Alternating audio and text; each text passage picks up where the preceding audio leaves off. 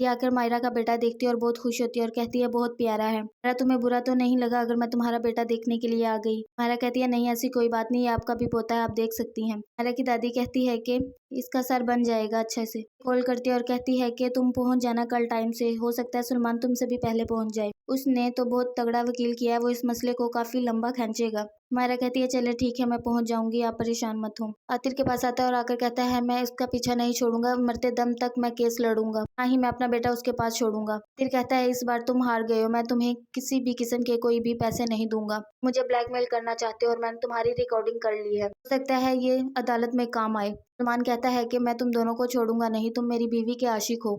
आतिर कहता है कि मेरा उससे कोई राब्ता नहीं है। सलमान कहता है कि तुम मायरा को पैगाम पहुंचा देना। आतिर कहता है मैं तुम्हें पहले ही बता चुका हूँ, मेरा उससे कोई कांटेक्ट नहीं, ना ही मैं उससे टच में हूँ। सलमान की माँ आती है और आकर कहती है कि सलमान और उसका बाप बहुत गलत कर रहे हैं, पता है जो गोली चलवाई गई थी वो भी सलमान ने अपने भाई पर खुद चलाई थी, और वो कहते हैं कि हम इन दोनों बहनों को अपने चुंगल से इतनी आसानी से नहीं जाने देंगे।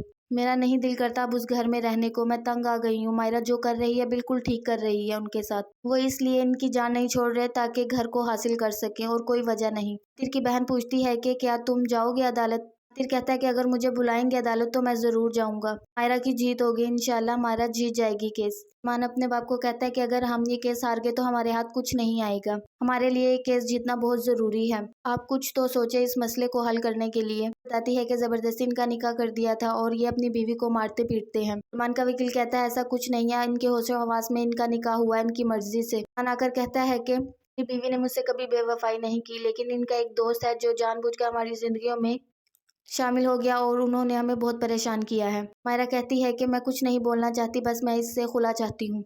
सलमान कहता है कि अभी भी हम मसले को हल कर सकते हैं, तुम सुलह कर लो मेरे साथ। मायरा कहती है नहीं मैंने कोई सुलह नहीं करनी, जो हो रहा है बिल्कुल ठीक हो रहा है। मायरा घर आती है, पूछती है मिशाल तुम परेशान क्यों हो? वो बताती है कि मुझे ये सोचकर दुख हो रहा है कि सलान पर गोली चलाने वाला कोई दुश्मन नहीं बल्कि उसका खुद का भाई था। मायरा कहती है तुम अपने शोर से कुछ मत छुपाना, सब बता देना।